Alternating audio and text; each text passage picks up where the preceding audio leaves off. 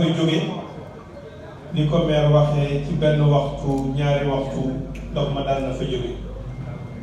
waaye ñun ñëpp teg nañu suñu bët di nga xamee ne yàq nañ ko loolu tax tey bi ma ñëwee ñu lancé fa benn opération boo xam ne bii ñaar fukki camion yuy pompé lañ fa yóbbu waaye camion yooyu lim bi nu mu mënoon a toll tamit mënu la yem ak pompe bi ñu fa defoon di def 1500 mètres millions ak juróomi ak genn wàllu litre par waxtu li nga xam ne daal moom laa mën a wax pour gàttal mooy doomu aadama mënu la def dara loo xam ne lii dana matal yëpp waaye li muy matal mooy yéeneem mooy yitteem mooy pas-pasam mooy taxaw yéene bi mi ngi fi pas-pas bi mi ngi fi def nañ ci yitte te service yépp ñu ngi ci liggéey guddeeg bëccëg tiwo boobu nga xam ne moom la ONAS def muy jógee kof di dem ba kër ka muy 3 kilomètres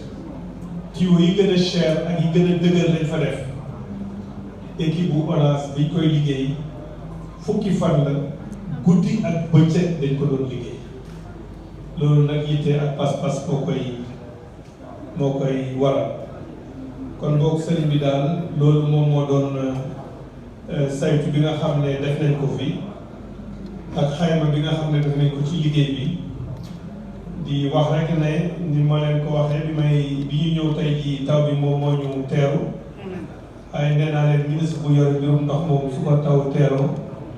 wax dëgg yàlla ñëpp mën nañ koo comprendre loolu te bi ñu gisee prévision taw yi tamit fekk màggal gi maa ngi wax sànq gouverneur naan ko li mu wane mooy suñ ne suba lay màggal xëy na taw mën naa am ci bésu màggal gi tamit xëy na taw mën naa am xëy na sax ci li nga xam ne gis nañ ko nag ci parce que yenn saa yi météo am na ñoo xam ne ñii fekk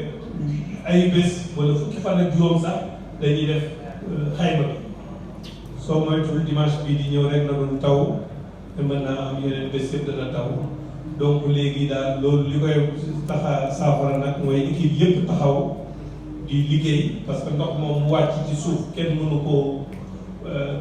koo dékku waaye su ñëwee jumtukaay yi nga xam ne teg nañ ko ñu